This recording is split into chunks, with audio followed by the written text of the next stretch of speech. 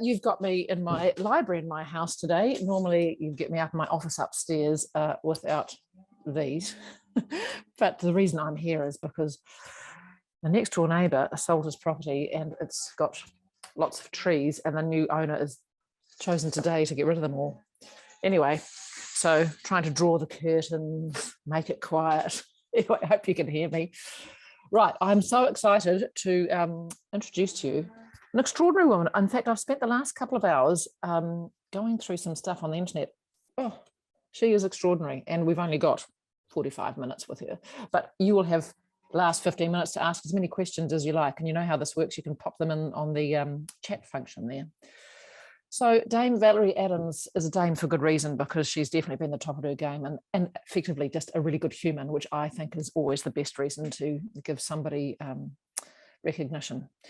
4 times a world champ, 4 times a world indoor champion, 2 times an Olympic champ, 3 times a Commonwealth Games champ, and 2 times at the International Athletics Championship. So she is top of the game, and she's a lovely mum. And I'm a mum, and I always think when I talk to people, how on earth do they manage to put parenthood and work together? So that'll be a chat too. Right, Valerie, where are we? Enter and sign in, please. Here she is. Hi, hello. Guys. Oh, look, you're in a nice quiet place. Yes. Like me. Welcome. Where am I talking to you from? I'm in Auckland at the moment. I've actually just come home from coaching. So I've just finished coaching my sister, and now I'm ready to talk to everybody and to chat to you, Jude, today and this morning, and everybody else who's watching.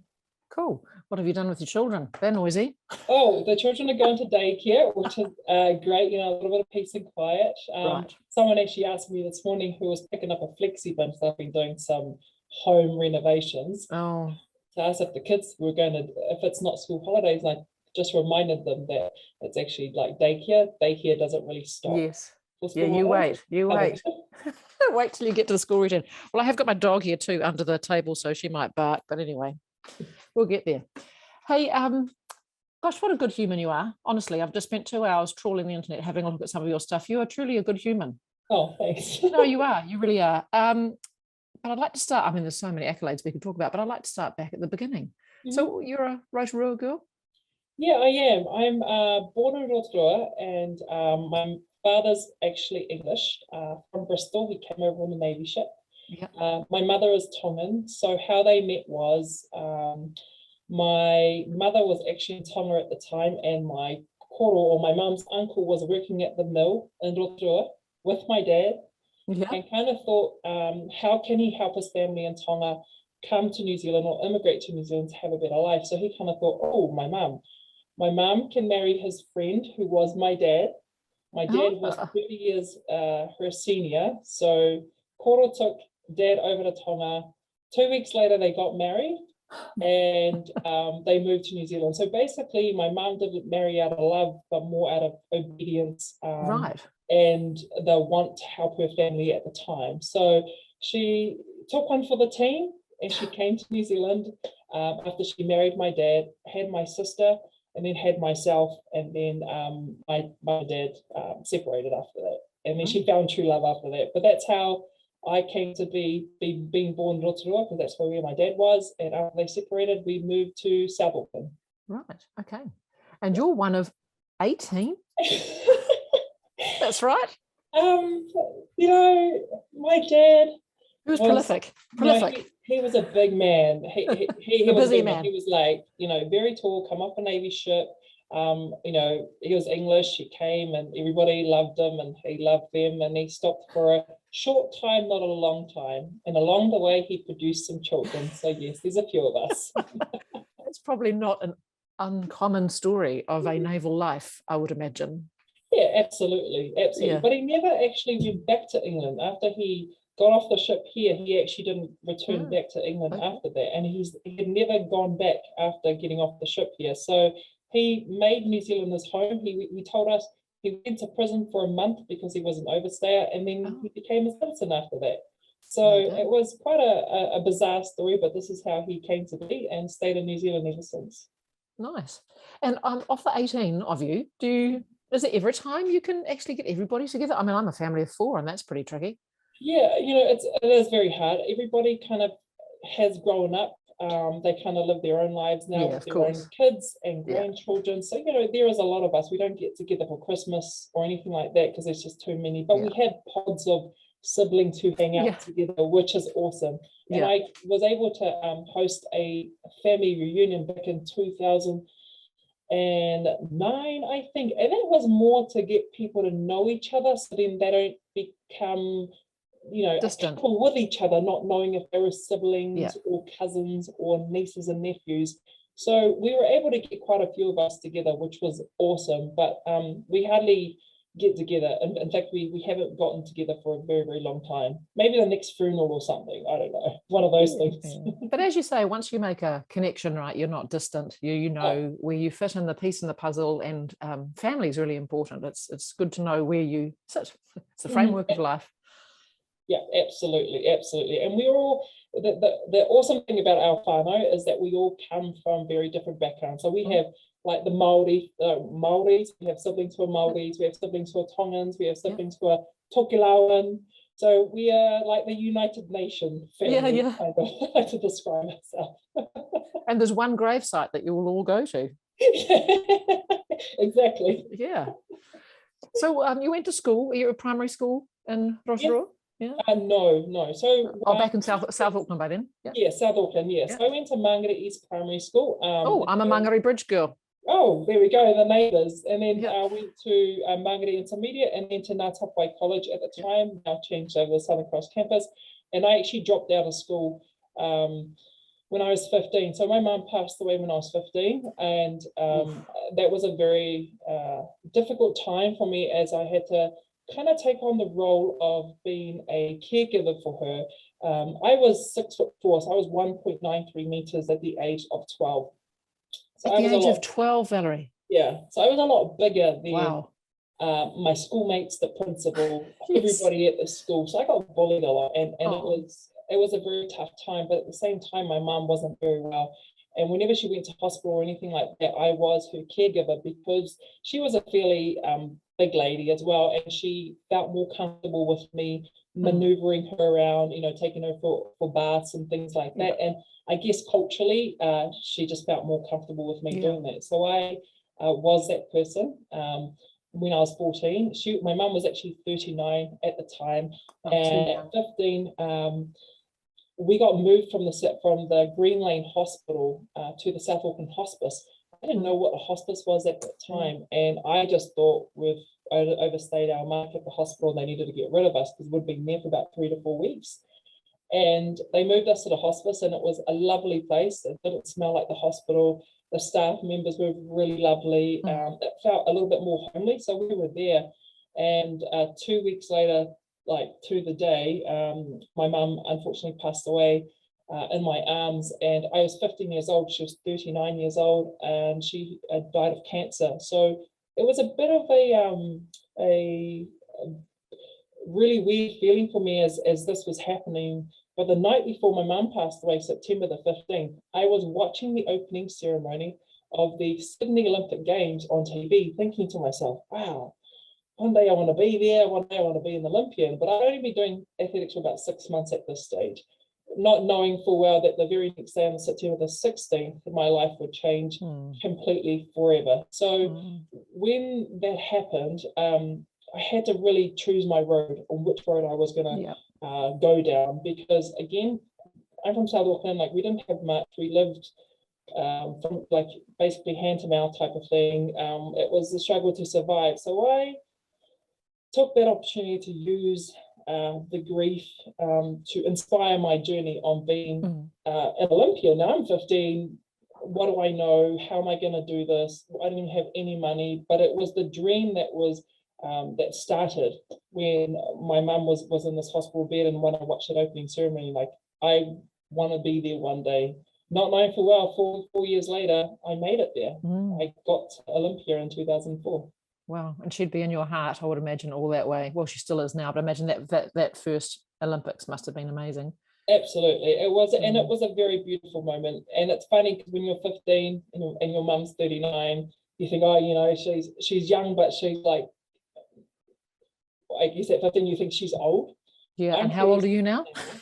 Like, right, so I'm 37 now, Yes, and I can't she's help but think, young. damn, my mum was so young at 39 to have left us, which was, you know, a big shock to us. But now I'm thinking about, you know, what are ways that we could do to help ourselves physically, mentally, emotionally, health wise, to Yeah. kind of not go down the same road, right? No. So it's all that learning buzz. But at that time, you don't think of any of that. You really don't. So you now don't have your father around or your mother, and you're No. 15 and living with how many siblings? Three? I lived with my younger sister. When my mum passed away, my stepdad, because my mum remarried after Right. she found Okay. love, she found true love Nice. after her and dad separated. I was living with him, and then eventually he kicked me out of the house. So I was a bit doing the streets for a few days as I was trying to sort out where I was going. And eventually, my coach, who was helping me at the time, kind of little part-time thing, she enabled me to stay with her. So I was able to stay with her in her home with her family. And she took me under her wing at a time which was very traumatizing. Again, it's the people around you who that makes a big difference and who believe in you to give you a chance, right? So she did that. I also realized at a very early on after my mom passed away that I was going to school to eat my lunch.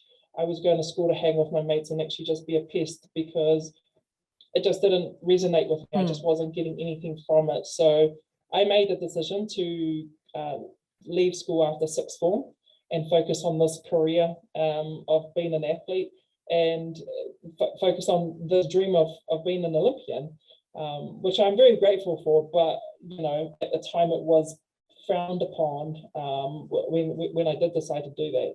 But say lovely, Looking back.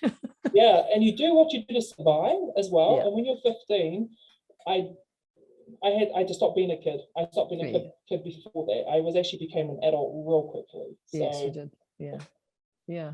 Wow, amazing. So that journey that between 15, those teenage years, so you're off getting awards as a teenager. I mean, that's quite, and you're traveling the globe. Like, where was the first one? Hungary, have I written? So Poland. Yeah. I went to a place called Bydgoszcz, very long way from South Auckland. Yes. Back in the day, we had something called a calling card where you ring up and you like transfer the payment back to the home bill. So I would have a calling card or I'd make collect calls, which my mum was very furious at me for. But I also found myself in a bit of a pickle, not having a family to fall back on. So eventually through athletics, I had met a guy, and he was a French discus thrower, and he and I ended up getting married. And I was only 19 when I got married. And I think at the time I was struggling to find a family and struggling to find a sense of belonging. And he kind of offered us, you know, that security blanket. He saw me for being an athlete. I was never the pretty girl at school. I never went to school balls.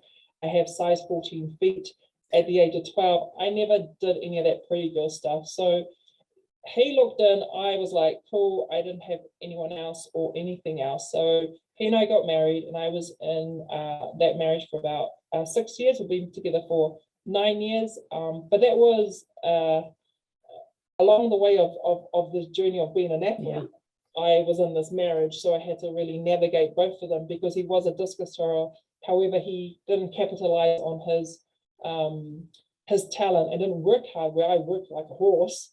I kept going up, up, up, up, and he just stayed there. So in the process, it was one of those things where he was trying to like pull me down to his level. So, you know, you had to navigate that. You had to really navigate through not letting go of your dreams because there's one person's trying to dictate or bring you down to his level. And it wasn't easy, but I think my upbringing and the resilience and the strength my mom had taught me from a very young age kept me true to myself. Even if it was only this small, there was a little bit of light flickering that I had to keep going back to kind of give me hope.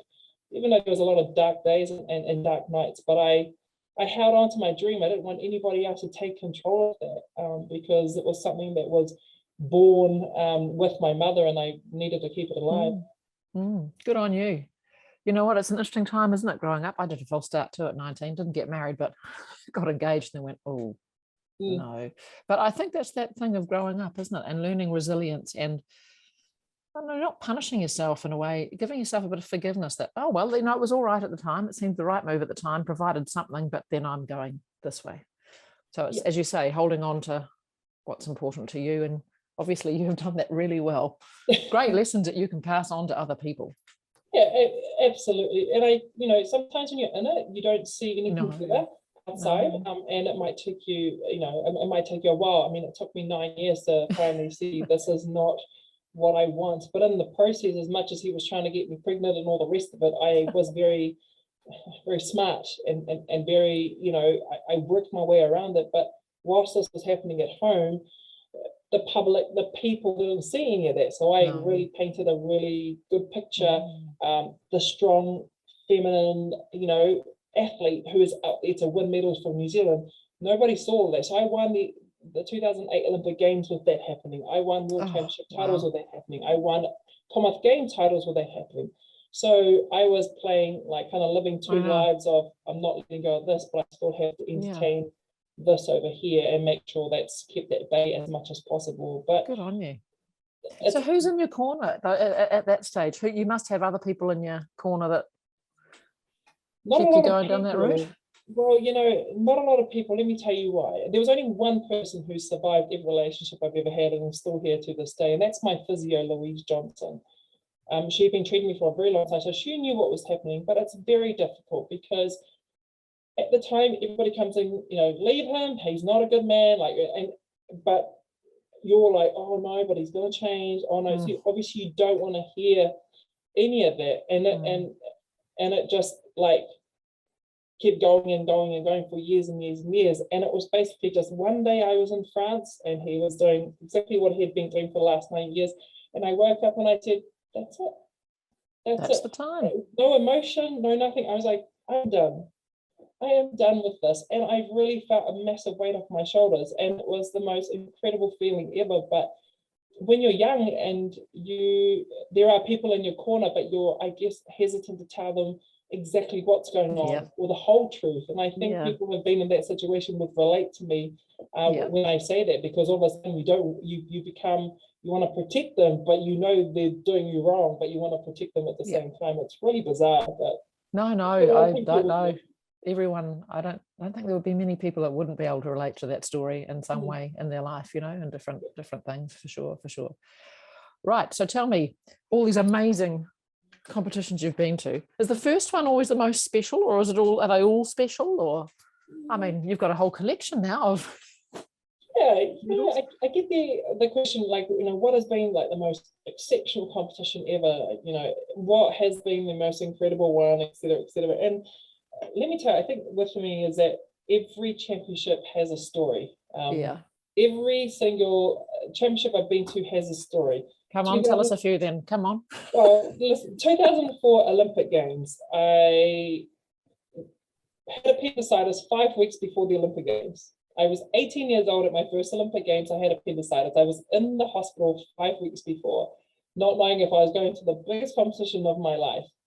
I ended up going. I had one competition before that. Obviously, they operated, which just throws things, Oh, so you actually had an appendectomy. It wasn't just grumbling appendix that got sorted. It actually got moved out. Correct. Oh, you don't want abdominal surgery in your game? So I tried to come back, and I went to the Olympic Games, and did all that. I made the final, first of all, so that was great. That was the first task. Secondly, I finished 9th on the day, which means I didn't finish in that top 8 to have an extra 3 throws.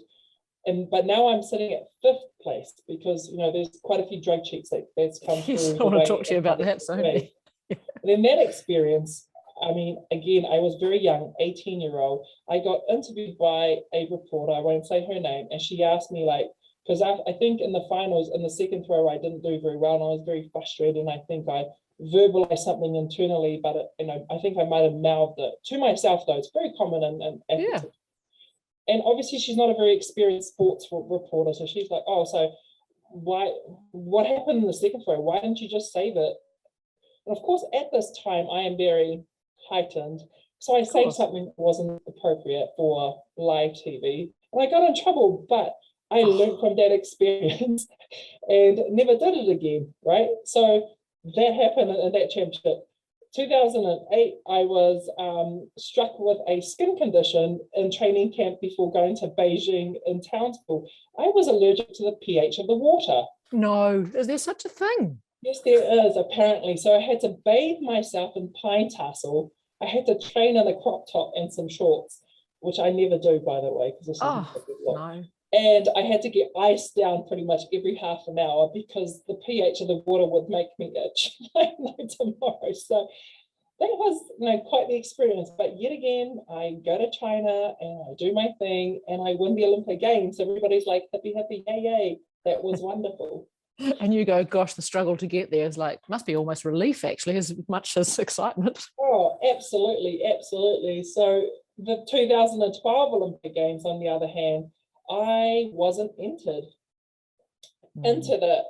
So I've moved to Switzerland. I got a divorce in 2010. I decided I'm going to move to Switzerland and Restart. carry on with my career of what I'm going to do. And I spent 2 years in Switzerland training for the Olympic Games. And it was wonderful. I was in the best shape of my life. I was like popping nut shots left, right, and center. I was in full mode.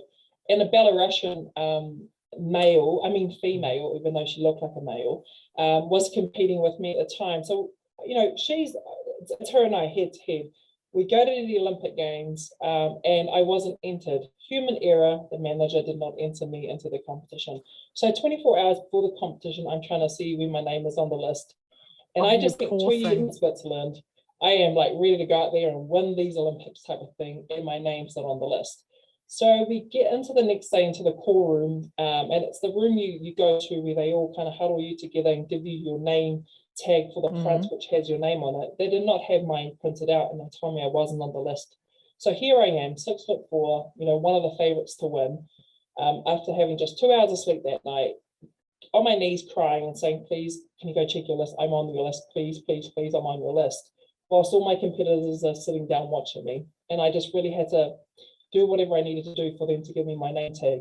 And as we got up to prepare and stand in line to go out to the qualification, I took a deep breath and I said to myself, it's now or never. These championships are not going to be delayed because you've had no sleep or you weren't entered.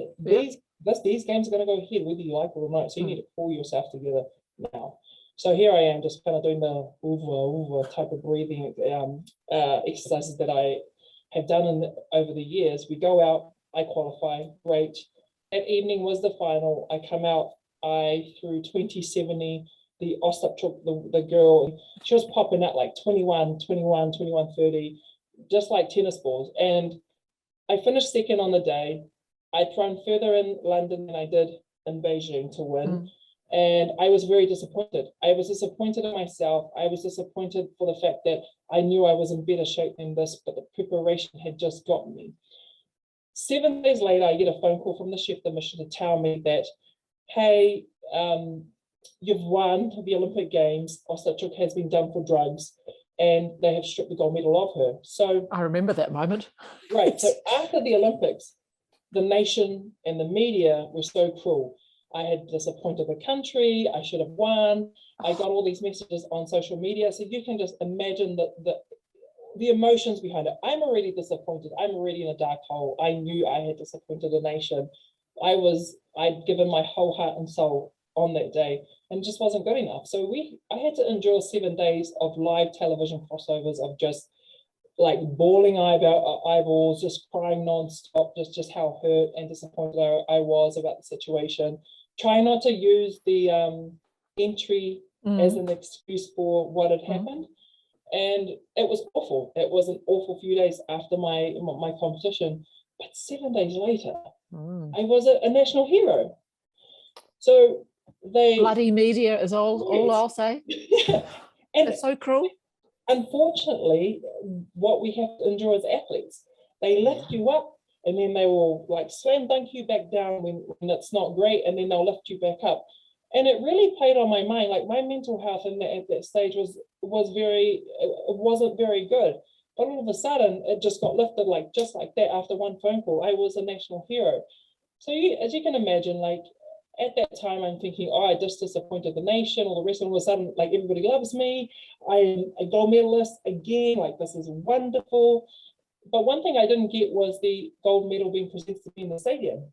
That moment is gone. The moment is past. The photos of me on the podium that you see is standing on the silver medal dais, not the gold medal dais. No. I didn't hear the national anthem. However, we came back home a few weeks later, and we got 2,500 people into the crowd, all seated, and they were able to present me with my gold medal and sing the national anthem together, which was an absolutely beautiful moment for everybody in New Zealand. So Belarus is not your favourite? Oh, no. And she got a life band after that. So after that ban, they discovered she'd been cheating before that. So I had 56 competitions, unbeaten in a row, which went up to 103 competitions, because she was the only person that had beaten me. Good things come to those who wait, but I mean, the waiting's pretty rubbish. Well, yes, absolutely, absolutely. So it is what it is, right? It's sport, and we've had drugs and issues with drugs within my event in particular. That's just the way it goes. Do you look at thingamywhat's, and go, yeah, well, look, I know what's going on. Does everyone know, or how's that work? Of course. Physically, it's visible. You can see it. Progressive in the throws and performances, you could see it. And just being in the sport over the years, like when I started the sport, it was people who look like one thing 2 or 3 years ago, and all of a sudden they look like this now. The changes are incredible. All of a sudden they've got an Adam's apple. All of a sudden they have a chest. All of a sudden they have like really strong hardcore jaws type of thing. So you hear the changes over the years. And my coach has experienced that way back, because Jean-Pierre went to the Olympics back in 1964, and he had seen this. So he said to me after the competition in London, he said to me, you will soon find, because someone said, and the media asked him, what do you think about Ossatrich's performance? And he said, I have no comment, but soon you will see. And he knew, he knew. And I'm just very grateful that they did catch her when they did. Yeah. And I got my medal 7 days later. Yeah. I know of other athletes who have waited 8 years. 8 years? Yes, 8 years to get their medal, to be presented with their gold medal of winning the Olympic Games, because the testing has definitely upped their game. Technology has upped their game. Therefore, we're able to detect it earlier. And when you're an athlete, like I've got to tell them where I am every day of every year for an hour. And if you're not there, that's counted as a missed test. So you have to be very responsible and accountable for your whereabouts, letting them know where you are. And if you're not there, that's bad luck on you. That's a strike one. So you reckon doping now is harder? It's harder to pick. It's easier to pick up. Like, where are we going with that? Well, it's a bit like a cat and mouse, right? So the criminal is always going to be in front, and then the chase is always going to be at the back. Yeah. And the criminals will come up with something a little bit more sophisticated, quite possibly, to try and run away from these people trying to catch them. The latest incident within World Athletics, for example, is a runner called Blessing Okabare, and she's now blaming her coach, the medical team and all the rest of it. But it's still there. It's still there, and our job as athletes, or I'm on the council for World Athletics, is to try and encourage other athletes that if they see this happening, to report it. Yeah. Because it's only fair, right? We're here to play a very fair sport, to be there. I mean, it's the best on the day who can train and work hard to be the best. So drugs do a lot of things, but it's very unforgiving for a lot of people. Yeah. Right. Tell me about your gorgeous husband. When did you meet him? So yes, I finally found love. Yeah, but like your mother. Second time lucky. Absolutely. So Gabriel and I actually went to school together. His mum went to school with my mum in Tonga. Oh, lovely. And we had been, gone to church together and all the rest of it. And then I disappeared and went and, did whatever, lived my life, etc. Then after I'd separated from my husband and got divorced, he and I connected on Twitter as mates, and then discovered that it was something a little bit more than that. And we ended up getting married in 2016, just before having to go back to Switzerland. So we got married on the 2nd of April, and I said to him, we can't go on a honeymoon because I have to go back into camp. Like my coach is already letting me have an extra week here. So we're going to have to fly out on the 3rd of April and go straight into camp in Switzerland. And he was like, oh, okay. I was like, okay, cool. So we hopped on the plane soon after the 3rd of April, went straight into camp in Switzerland, and we were in it because we had the Rio Olympic Games after that. So it was a wonderful time because we really got to learn a lot about each other, being like living in a very confined space, and for him to have an insight into exactly what I do and how I do it and how intense the situation is and how high pressure the situation is. People isn't into sport, like he likes basketball. He's IT, so very like book smart, like chemistry, science, all that kind of stuff. That's his thing. So opposites attract. He's a lot more patient, very laid back. I'm probably a little bit more like out there and, you know, expressive, and I just get stuff done. But he's lovely. He's awesome. He's been an amazing dad and amazing supportive husband. And I found a family, like that sense of belonging and family that I was yearning for.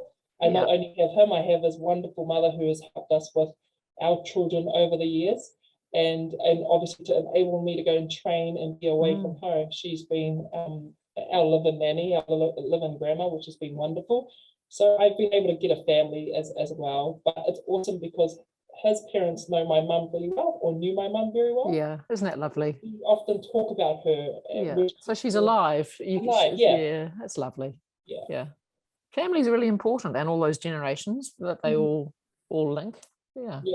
Oh, no, absolutely. And I love it. I love it also because they are really hearty Tongans. I love my culture. Like I speak Tongan. Like I'm only half Tongan, but I speak Tongan. I love Tongan food, so we're able to share it together, which is wonderful. My husband doesn't speak Tongan, and that was the choice that mum and dad made when they immigrated to New Zealand. And that was to they didn't want their kids to be ridiculed, you know, when they're trying to immigrate into New Zealand. So they decided to not speak Tongan to them and let them speak English at school and at home. And mum and dad speak Tongan, so when mum and dad and myself get together, we have great conversations. Yeah. And the rest of the kids just kind of sit here, and then we have to translate what we've just yapped on about, which is quite nice sometimes. And what about your children? Are they going to be bilingual? What are you doing there going forward? Well, it's one of those hard ones, you know, because I'm the only one that kind of speaks Tongan, and I try my hardest to speak Tongan to them, and I'll continue to try. We have a lot of Tongan books at home, and you know, it's in their face every day. But you know. And they're little, lovely plastic brains, you know, they just absorb stuff like a sponge. Yeah, absolutely. And my babies are growing, like they're 3 and 4 now, which is awesome. My 4-year-old is so sassy, it does my head in. And my 3-year-old at the moment, like he was a cute little boy, and now he's just like thinks he's the man, and it's like, oh my gosh, child, please relax. And he's my type 1 diabetic baby. I know. So you know, that's massive. A little warrior. He was diagnosed with 15 months, which is quite young. We don't have type 1 diabetes in our family. Type 2, yes, everywhere. But type 1, it's very rare, and the doctors and the endocrinologists have said it completely bad luck that he was diagnosed with type 1 diabetes. So as a family, we've had to mourn the life that we're going to have with a normal child and welcome the life we've got now with a kid with diabetes, because it does entail basically us keeping him alive, because he's not old enough to tell us when he's not feeling unwell or anything like that. So yeah, so how do you judge the old hypos and hypoglycemia? I mean, he's on a injecting it. You're on how's that all work? A pump. So he has a pump now. We just moved to the pump in December. Again, that was a bit of a journey because we had to all learn how to carb count. So you can count how many carbs goes into his mouth, and he's a 2-3-year-old, right? So if he sees something, he just picks it up and eat it. A, and then B, they can be fussy. So you might bolus, give him insulin for one thing. If he says no, then you're screwed. You have to find something else to make up for those carbs, or else he does go low. But it takes a village. They say it does take a village to take care of your babies and to be comfortable enough to look after them. The biggest struggle we have is getting whānau to feel comfortable about taking care of him because of this machinery, because of the insulin, right? So at the moment, we're kind of stuck. It's only me, my husband, and grandma. My sister's a bit reluctant. My older sister's a bit reluctant to look after him on her own. But my younger sister, Lisa, who stays with us, and obviously she's exposed to it a lot. She's okay to look after them for a few hours while we go away. But Gabe and I pretty much are his full-time caregivers. If I'm gone, he looks after. If he needs to go, I look after. But it is what it is. He's such a, you wouldn't actually tell he's got diabetes because he's so full on. But that's also, I remember my kids are growing up now, but just seeing your children in pain. I remember fainting once when my kid had to, one of the kids had to get something cut out of their foot, and I knew the local would hurt, and then I knew because I knew what I was about to happen, and then I felt faint. I thought, well, that's hopeless, isn't it?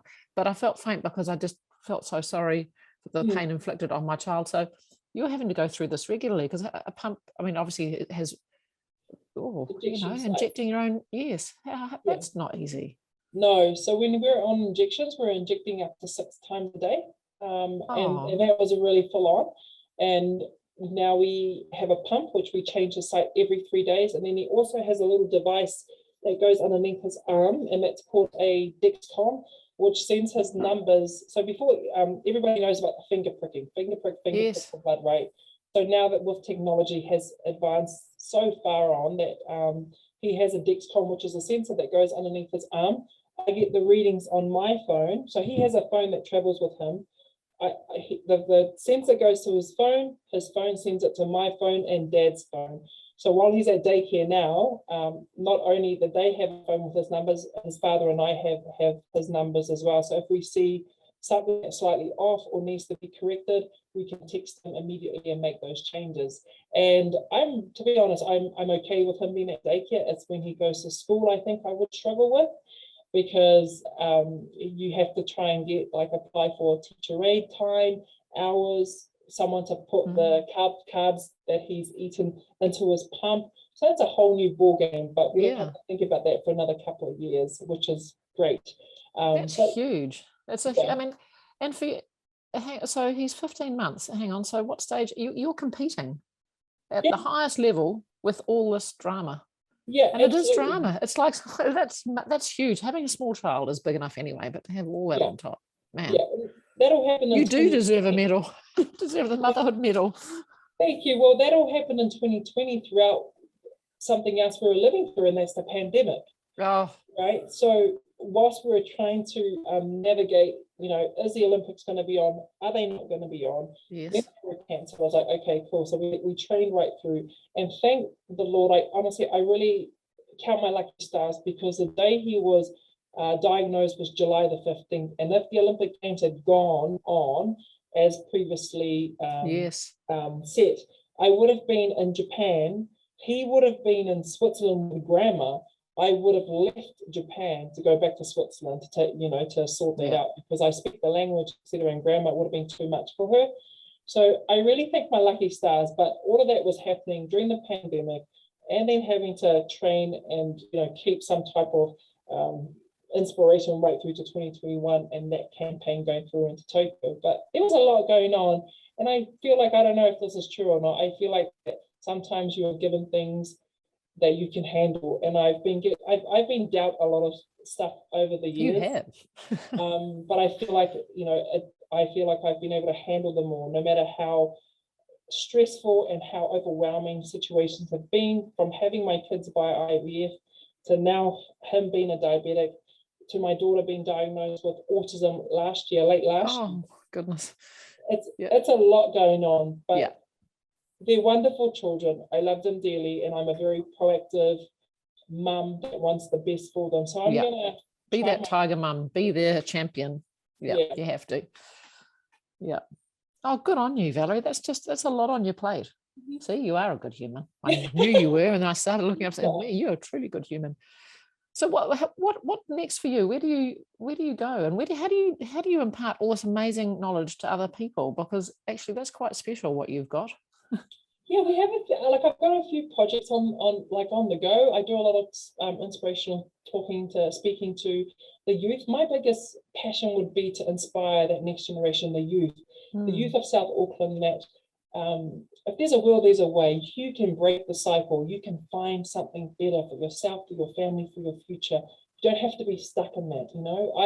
I've lived it, I've lived that cycle, and I've managed to get out of there with very little, but you know, needing that good support network around you.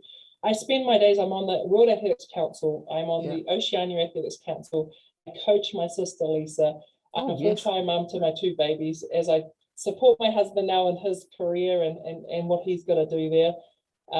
So I do all that, including my administration stuff. Then I've got my sponsors on top of that with their own projects that they want me to be involved in. And obviously, personally, my personal passion of being able to make a difference within our community, make a difference within South Auckland, make a difference and know that, and to be able to share my story, but know, for people to know their worth, to know their value, that they can actually get out of whatever they're in. You can actually make it out of there. South Auckland is not known for, you know, amazing things most of the time. It's always crime or in things like this where, no, not all the stories are like that. There are good stories out there. We just have to find them, you know, hold on to them and actually use them as an inspiration, as a way to help other kids get through. But today, in today's day and age, you know, social media, the pressures around that, mental health and well-being is another area that really impacts our people, especially in South Auckland,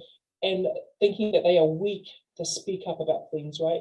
It's a sense of weakness as opposed to actually, that's a sense of strength. If you can speak about things and get help for yourself, you are strong. You're not weak. And it's okay to ask for help. And I want to be able to share my story about that, because even though I look like a big, strong person, let me tell you, I cannot express just how many times I've reached out to get help with my mental health and well-being, because people have this perception of me of being big, strong, go, go, go, go. I am that, but I'm also human. I also have feelings, and I also find myself in a bit of trouble. Yeah, that's so important, those messages. And because we are all human. And I don't know, I mean, what person would not have had some of those struggles? Or if they have, I think they're lying. So, you know, like you have to let, everyone has those issues. But to a greater or lesser degree, and what you're doing is very cool, because you're actually just showing those young people some image they might have of you is potentially a little bit different, that everybody's fallible. Yeah, absolutely. And hopefully I have a movie coming out this year, which I'm really looking forward to, in October. And it's about my life. It really is about my life. And from the start right through to the end, you should say, of my career. But it's not only about throwing. It's not only about throwing the shot put and being an athlete. It's about my life and the struggles and my life. How powerful. Really hope that it resonates with a lot of people out there, to whether you're like mums and youth and parents and everybody. And I hope people are able to take the time to watch it. It's going to hopefully come out in October.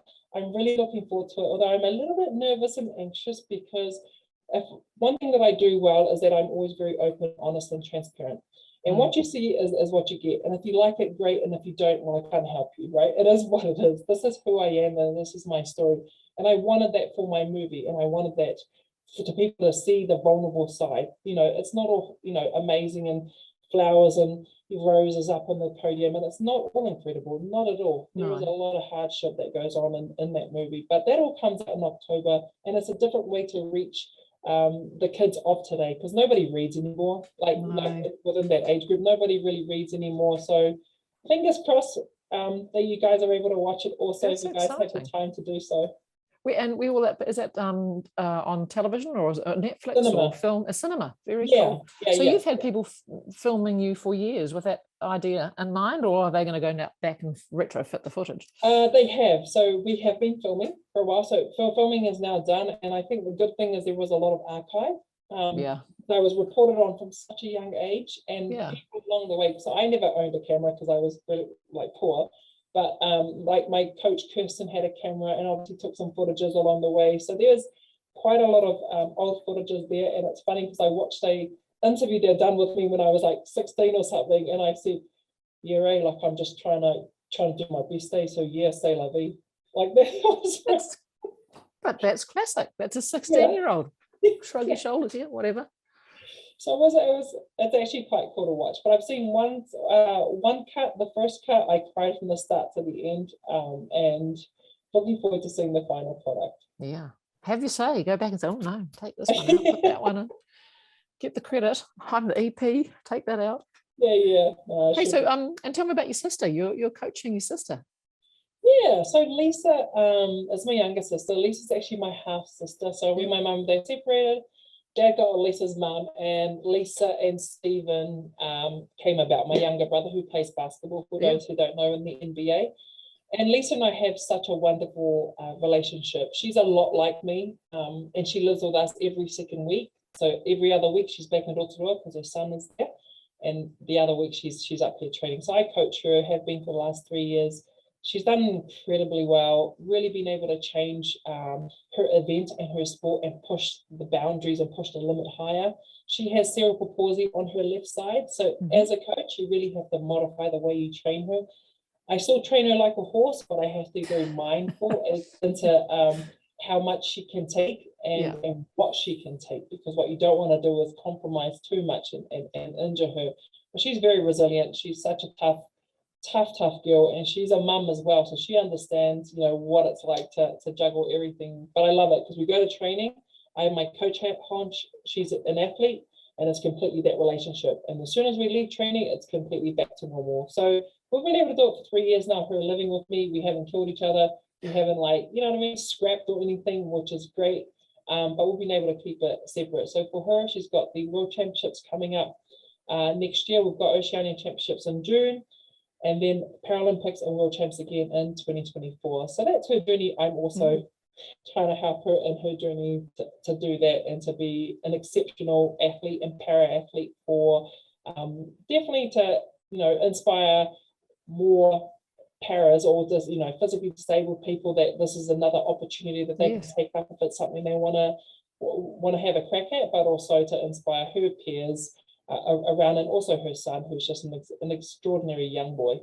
That's lovely. Oh, she's already done very well, hasn't she? In the Paralympics, she's go coach, go athlete. No pressure, no pressure. Keeping it strong. So those decisions to compete when you do have a child or children, and I mean, that's your mother-in-law and your husband presumably have just enveloped you. Yeah, 6 months after I had Kim 1, I had her by a C-section. We all know what it does to your body, most of us. And 6 months after I had her, I was at the Commonwealth Games in Gold Coast, and I won a silver medal. And it was wonderful. It was such a wonderful experience to have my 6-month-old baby in my hand, my medal in another.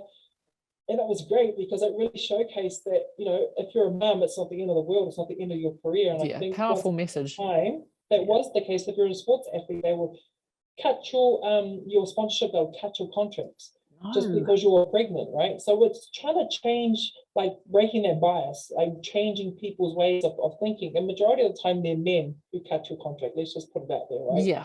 So when that happened, and I knew that I'm going to be menopausing, and this is, I got all the tests done. I'm going to be menopausing by the time I'm 43. So my window to have a child had gone from, I thought was this big down to this big. So after doing the Commonwealth Games, I really had to decide whether we wanted to try again IVF to have my son. So we said yes, we decided to do that. And then I ended up falling pregnant in 2018 after the Commonwealth Games. And then I had him in 2019 in March. So he was 5 weeks early. And he ended up in NICU, et cetera, et cetera. But I decided to do that. Now, whilst I was in hospital after having a C-section for the second time, I was already planning my Olympic campaign for Tokyo. Like, this is how probably crazy I am, planning my Olympic campaign with my husband in the room of how this was going to work. So we planned it out that by January, after recovering from the C-section, et cetera, I could possibly qualify in January 2020 for the Olympic Games. And that's exactly what I did. I made that comeback. It was tough. It was over kind of like a winter period, but we worked so hard to do it. And I've been able to showcase the fact that, you know, if you're a mum, if you have a dream, this is your job. If you want to continue to do it, you can do it with kids. Kids do not limit you from, carrying out your career or carrying out your dreams. They don't have to, but it's important to have a support network around you to support your dream, to support the journey that you are on.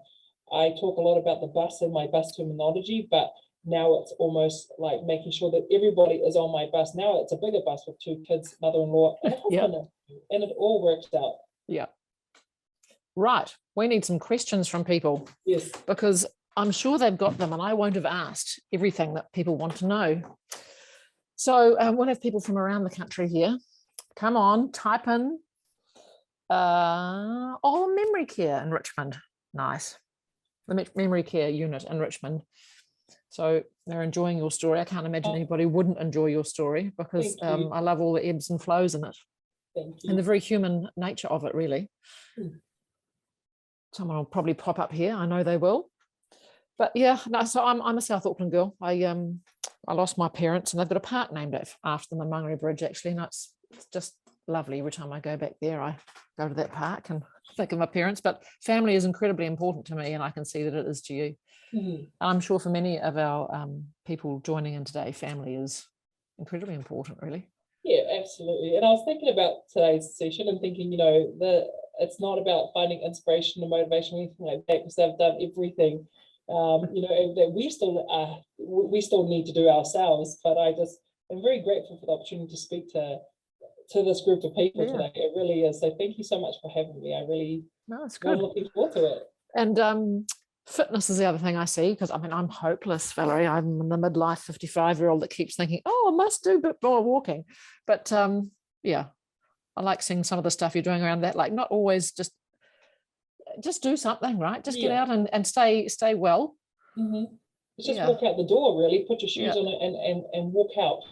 Basically, that's just the first thing you got to do. So as soon as you walk out the door, that's you should give yourself a pat on the back. And then secondly, you just walk around the block. Like, that's the start. But if you just aim to do something between 20 to 30 minutes a day, that's good enough just to move, because it's great for your mental health. I was going to say, it's also for this, isn't it? As well as, I know if I've had a stressful day, I go, right, take the dog. The dog needs to go. It's like the dog's fault. Blame and the then dog. I get there and I go, okay. Okay, well, maybe I should have sweated over that email, or, that can wait till tomorrow, or I have to come back a better person. Absolutely. Blame the dog. I blame the kids. I'm active every day because the kids were just not leaving me alone. So I just go, which is awesome. I love it. I absolutely love it. Yeah. Right. Any more questions? Oh, yes. If people want to watch your movie. Yes, we all do. So that's October. We'll keep an eye out for that. Yeah, no, it should be good. Should be awesome. Anything else you want to add? Any other? No, that I just, really am just grateful for another day and the movements and the training. You talk about movement and people ask me now, what do you do for fitness, right? Yes, hard when you're from that level. What do you do? Yeah, it's the best thing about it is every day my body thanks me. I've had 8 operations sports related. 8? I have a back of a 65-year-old. I've had 3 bulging discs and 4 compressed vertebrae. I have had 3 knee operations. So every day my body thanks me for actually retiring and actually stopping. But nowadays, the type of fitness or the type of training I do, I love to do boxing. I go biking. I go to the gym and actually do gym like a normal Joe Blob. So before, in the past, I would train for performance. Every day was at 90 to 100% every single day for 5 to 6 hours a day. Where now, if I can squeeze in an hour, I'm winning. I am winning. If I can have a bit of a sweat up, my heart rate comes up, I'm winning. And that's all I need to keep me going. So I think my lucky stars that I stopped while I did, because one thing I promised myself is that I want to be able to carry my grandkids. Yes. And not let the sport, because you see in a lot of athletes, the sport actually deteriorates their body so much that they actually can't move when they get a little bit older. Things get a little bit tighter and a lot more sore. It ruins them, but I didn't want that to happen to my body. So nowadays, I love actually going to the gym. I love doing my training and my exercise that I got to do, because it's fun now. It's not about grind. It's about actually just moving, which is awesome. Yeah, just moving is good. Right. Well, we should just move out of here. Thank you very much for your time. Any more questions, people? No, I think people have just really enjoyed just listening to you.